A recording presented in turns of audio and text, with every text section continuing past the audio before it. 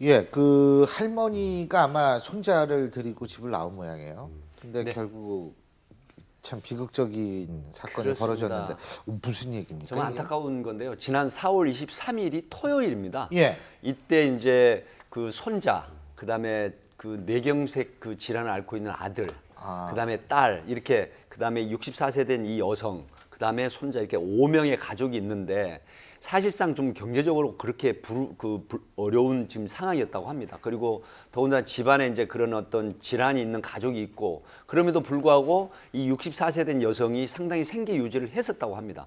그런데 또 손자까지 양육을 하는 부분이 있어서 아마 약간의 가족 간의 어떤 갈등이 있었지 않나 그런 지금 전해주고 있는데 결국은 다툼이 있었습니다. 당일날. 그래서 7세 된 끔찍이 평소에는 아끼고 이뻐했던 이 손자 7세의 손자를 데리고 웬걸 떠납니다. 가출을 하는데 결국 남편이라는 분이 신고를 합니다.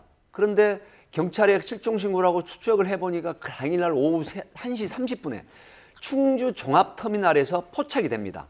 그리고 거기서 택시를 타는데 그 이후에 행적이 불투명합니다. 경찰에서는 인천과 충주에서 동시다발로 공조수사를 하는데 아무리 관내를 찾아봐도 모텔, 갈만한 곳 이런 곳을 다 뒤져봐도 결국 찾지를 못합니다.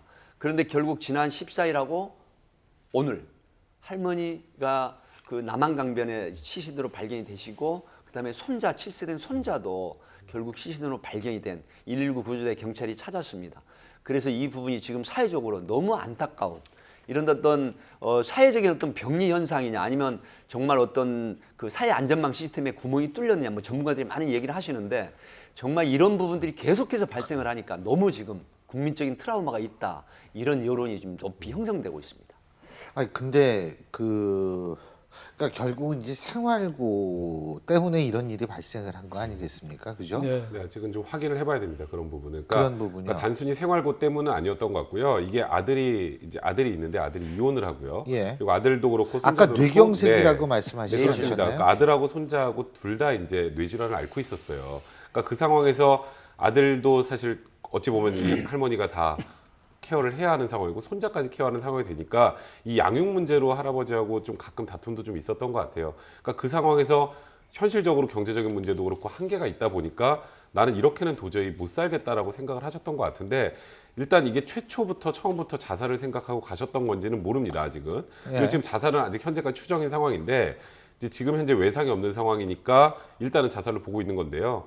그러니까 지금 이 할머니는 내가 없으면 손자도 어쨌건 앞으로 살아가지 못한다고 생각했던 것 같고요. 그러다 보니까 끔찍히 사랑했던 손자와 함께 나와서 결국 생을 함께 마감한 게 아닌가라는 지금 추정을 하고 있는 상황입니다. 타살 가능성은 없는 겁니까? 현재는 타살 가능성이 없고 최초에는 이게 상당히 그 얼마 되지 않은 걸로 추정이 됐었는데 명확한 검시를 해보니까 상당히 시간이 지난 그 시신으로 발견이 됐거든요. 그 부패 정도가 진행된. 그런데 현재까지는 익사체 증세를 보이고 외상이라든가 타살 혐의는 없다라고 보지만 결국 정확한 사인을 위해서 부검을 할 지금 계획인데 부검을 통해서 혹여라도 독극물이라든가 또 눈에 보이지 않는 어떤 외상이나 골절이나 이런 부분이 있나 이런 부분을 명확하게 하기 위해서 부검 끝에 사인을 밝히고자 이렇게 한다고 근데 합니다. 이 지역이 무슨 연고가 있나요? 전혀 없습니다.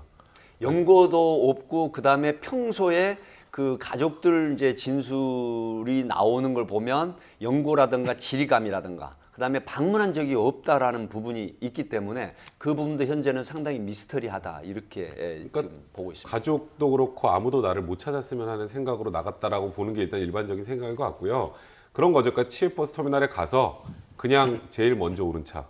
그러니까 어디 내가 연고 있는 곳을 찾아가겠다가 아니라 지금 모든 걸 포기하고 그냥 손자와 같이 나왔기 때문에 연고도 전혀 없는 곳으로 간 게 아닌가라는 추정하고 있습니다. 그러니까 수사는 더 해봐야 될지 알겠지만 지금으로서 나타나는 거는 할머니가 할아버지도 봉양해야지 아들 뇌질환, 뇌경색, 거동이 잘 안 될 거 아닙니까? 아들 봉양해야지 또 손자도 불쌍하지. 그러니까 이 경제적인 이유가 많이 작용된 거 아니냐. 그래서 이렇게 힘들게 사느니 내 손자도 내가 책임진다. 뭐 이런 좀 무리한 생각을 하는 거 아니냐. 우리나라가 노인의 관계에 대해서는 세계 기록이 두 가지가 있습니다.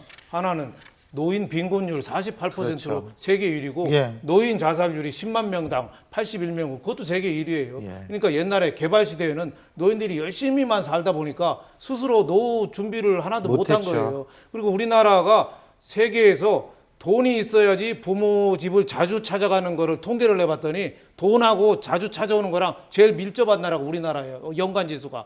그럴 정도로 준비를 못한 상태에서 맞아요. 이렇게 노후를 맞는 거. 그리고 국가적으로도 왜 지금 정부에서 대통령 선거할 때 뭐 그 기초연금 많이 네. 한다고 그랬는데 그 세대로 안 되고 있지 노령 않습니까? 기초연금. 그 사회 안전망이라든지 이게 노인을 위한 이게 굉장히 시급한 거 아니냐 이런 생각이 듭니다. 복지가 예, 잘 되어 있는 나라가 선진국이라고 저희 항상 어렸을 때부터 예. 그때 선망을 하고 많이 예. 부러워했었잖아요. 그런데 우리나라가 뭐 복지를 많이 신경 쓰겠다, 노인과 뭐 아동과 뭐 신경 쓰겠다라고 하는데 아직도 추상적으로 복지만 하고 있고 현실 복지는 이렇게 참담하고 암담하구나 싶습니다.